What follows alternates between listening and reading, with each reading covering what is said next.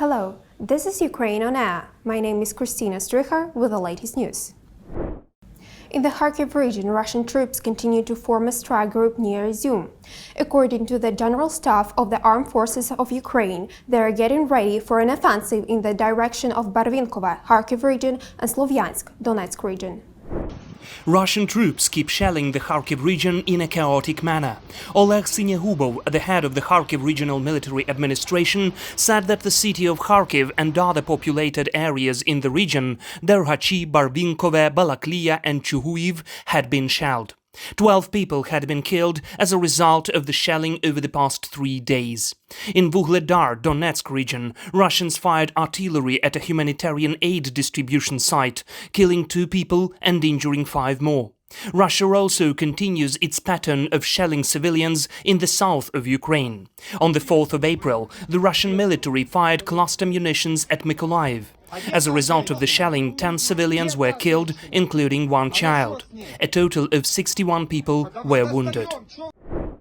The hero city of Mariupol has been besieged for more than a month and continues to hold the line. Russian troops, supported by aviation and artillery, continue their assault on the city of Mariupol. According to the State Border Guard Service of Ukraine, during another shelling of Mariupol from the sea, the Russian military hit a civilian ship flying the flag of the Dominican Republic, which was in port and began to sink. During the 5th of April alone, Mariupol was shelled 118 times. This was reported by Lyudmila Denisova, the Verkhovna Rada Commissioner for Human Rights. The humanitarian situation in the city is deteriorating. Most of the 160,000 residents who remain in the city have no light, communications, medicine, heat or water. The urban agglomeration of Severodonetsk and Lysychansk remains the hottest point of the Luhansk front. Civilians suffer from daily shelling and leave the towns via evacuation corridors to Bakhmut. Russian troops are trying to advance in the Luhansk region. In particular, the head of the Luhansk Regional Military Administration, Serhiy Haidai, and the General Staff of the Armed Forces of Ukraine report on attempts to store the positions of the armed forces near Novotoshkivske, Nizhne, Popasna and Rubizhne over the past 2 days. The shelling of the populated areas of the Luhansk region also continues. According to Serhiy Haidai, only during the 4th of April, the police documented 51 shellings of Severodonetsk, Lysychansk, Rubizhne, Kreminna, Popasna, Hirske, Zolote and Novodruzhesk. As a result of the shelling on the 5th of April in Rubizhne, 1 person was killed and 5 were injured. Also in Rubizhne, Russian troops hit a tank with nitric acid, which poses a risk of poisoning to local residents. The Russian military shelled the city of Severodonetsk in Luhansk region again on the 6th of April, resulting in 10 multi-story buildings catching fire. The number of casualties is being determined. Large-scale evacuation of civilians in the Donetsk, Luhansk and Kharkiv regions has been announced in Ukraine. Russian troops are preparing for an offensive and the establishment of full control over eastern regions of the country. Minister for the Reintegration of the Temporarily Occupied Territories, Irina Vereshchuk, and the military administrations called for the evacuation of residents of Donetsk, Luhansk and part of Kharkiv regions. According to Vereshchuk, unfortunately, everyone should be prepared for further escalation. Once the new Russian army offensive begins, it will be almost impossible to evacuate. Currently, thousands of residents of Ukraine's eastern regions are forced to leave home and flee for their lives between Russian attacks. The number of evacuation trains has been increased. They leave for the western regions of the country from Kramatorsk and Pokrovsk in the Donetsk region. People also evacuate by buses and in their own vehicles. The Russian military's warfare tactics in Ukraine is marked by relentless, indiscriminate attacks on densely populated areas and unlawful killings of civilians. The number of those who suffered from Russian aggression is increasing. From the 24th of February 2022 to midnight on the 5th of April, the Office of the UN High Commissioner for Human Rights recorded 3,776 civilian casualties in the country, 1,563 killed and 2,213 injured. Mariupol, Volnovakha, Izum, Popasna, Borodyanka and other populated areas where intense hostilities have been going are not included in the statistics. According to the Center for International Security, 189 civilians were killed from the 4th of April to the morning of the 7th of April. 123 people were wounded. 14 civilians were captured, and a total of over 100 civilians were abducted or taken captive. This information does not take into account all casualties in regions where active combat operations are taking place. In the liberated Kiev region, the village of Borodyanka faced the worst situation regarding mass murders committed by the Russian military. The number of victims there may exceed the death toll in Bucha. Russia continues to block access of humanitarian missions to Mariupol to cover up its war crimes. Russian armed forces continue to shell and blockade the city of Mariupol, making impossible the realization of any kind of humanitarian missions to the city. Moreover, Russian mobile crematoria started working in Mariupol. Apparently, according to the city council, following the worldwide exposure of war crimes in the Kiev region, the top military leadership of the Russian Federation ordered the destruction of evidence of crimes against civilians by the Russian army. That is why Russia is in no hurry to give the green light to the Turkish humanitarian mission and other initiatives to save and fully evacuate citizens of Mariupol. In addition, all potential witnesses to the occupiers' atrocities are being identified through filtration camps and killed. More than 150 different monuments and cultural sites have been partially damaged or destroyed by a full-scale Russian invasion. According to estimates by researchers from the Ukrainian Cultural Foundation, most of the destruction is religious buildings, including unique architectural monuments of the 18th-19th centuries. The Ukrainian Cultural Foundation has developed an interactive map of the destruction. Everyone can assess the scale of the destruction or supplement it with materials that are not indicated on the map. The most valuable architectural monuments were the damaged building of the small opera house for youth, late 19th century in Kiev. Moreover, unique 19th century wooden churches in the Kiev region were also destroyed. Russians are beginning to feel the effects of sanctions in their daily lives. The price of aggression in Ukraine is rising for every Russian. How serious is it? Today, Russian citizens are just beginning to feel the effects of sanctions in their pockets. In particular, about 350,000 people worked in international companies that left the Russian market.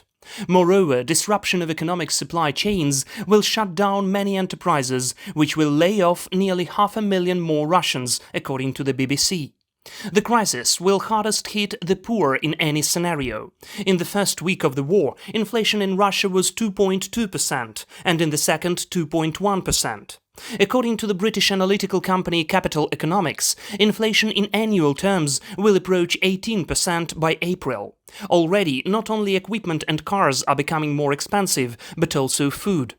Rising food prices hit hardest those who spend most of their income on food. People will have to cut other spending or switch to lower quality products.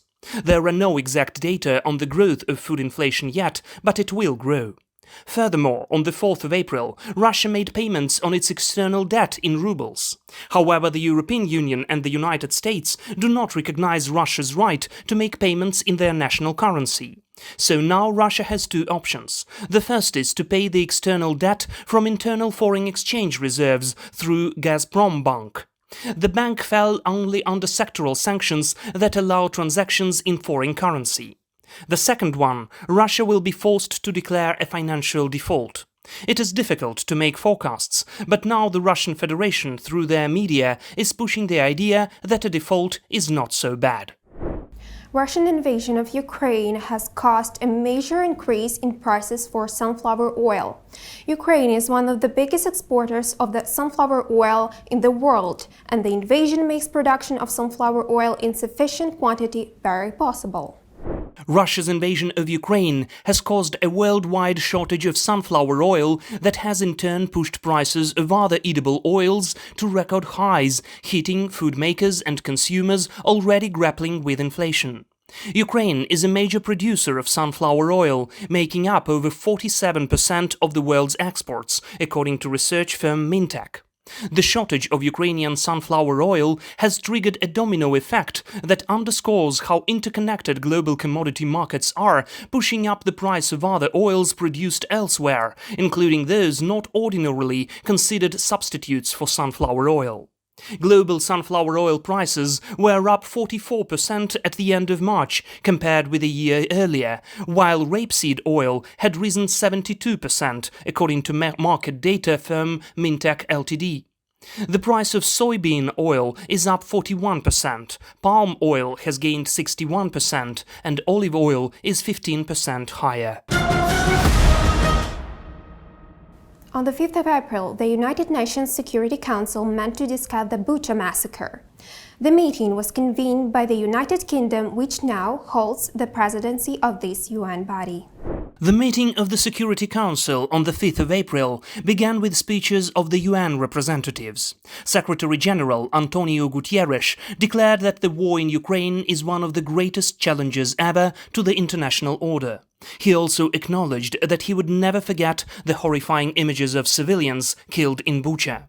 The Ukrainian President Volodymyr Zelensky addressed the Security Council via remote feed. Zelensky stated that Russia committed countless war crimes in Bucha. Russian soldiers tortured locals and killed entire families. They continue to do this in other populated areas of Ukraine. It was noted that the actions of Russian military resemble those of Islamic State terrorists. Finally, Volodymyr Zelensky called to reform the Security Council by removing Russia from its place as a permanent member. The need for an international investigation into what happened in Bucha was stated by the overwhelming number of participants, including Russia's key allies, India and China. On the background of brutal killings of civilians in Ukraine, the European Union, the United States of America and the United Kingdom have decided to impose new sanctions against Russia. The European Commission has proposed a fifth package of sanctions against Russia, which must now be approved by the EU Council. In particular, the EU prohibits imports of Russian coal, imposes a complete ban on transactions with 4 Russian banks, including VTB, and forbids Russian ships and operators to enter EU ports. The ban on imports of Russian oil and gas continues to be an object of discussion, and there is no consensus on this issue among EU countries. Thus, Germany is blocking the immediate cessation of Russian oil imports. New restrictive measures have also been introduced by the United States. Sanctions have been imposed against Sberbank and Alfa Bank, and new investments in the Russian economy have been banned. Mikhail Mishustin, Prime Minister, Dmitry Medvedev and Vladimir Putin's adult daughters are also subject to the new restrictive measures. Similar sanctions were introduced by the United Kingdom. The pace of the large-scale expulsion of Russian diplomats by European countries has accelerated amid outrage over Moscow's aggression in Ukraine and growing distrust of the diplomats' activities. France is expelling 30 Russian diplomats whose activities are contrary to the country's security interests. Germany declared 40 members of the diplomatic staff of the Russian embassy persona non grata. The Danish government expels 15 Russian intelligence officers working undercover at the Russian embassy in Copenhagen. Italy ejects 30 Russian diplomats. Spain will expel about 25 Russian diplomats and employees of the Russian embassy in Madrid. Sweden, Portugal, Estonia, Slovenia, Romania and Greece have also announced the expulsion of Russian diplomats. Latvia and Estonia are closing Russian consular offices. The wave of expulsions is a further attempt to isolate Russia internationally and will result in the disruption of the diplomatic channels with the aggressor state. The destruction of the Ukrainian nation as a state policy of Russia. The barbarian article "What Russia Should Do with Ukraine" was published on the website of the Russian state news agency RIA Novosti. On the 3rd of April, an article by Ivan Rodionov was published in the Russian State Information Resource, which described in detail the fate of Ukrainians after Russia seized the territory of Ukraine. Among the main theses, the author called for physical repression of those who disagree with the Russian authorities, branding them as Nazis. He also writes about the repressive information policy, which excludes any manifestations of dissent, de-Ukrainization, and rejects the idea that Ukraine can be an independent country. As we can see, this madness is already being put into practice. Books on the history of Ukraine are confiscated in the occupied regions. Russian troops insult the memorial sites of Ukrainians killed in the Donbas and commit mass killings of Ukrainians. During a speech to the Romanian parliament on the 4th of April, Ukrainian President Volodymyr Zelensky also mentioned the article, saying that such materials would be evidence of Russia's war crimes at a future tribunal. Stand with Free Ukraine and subscribe for our channel.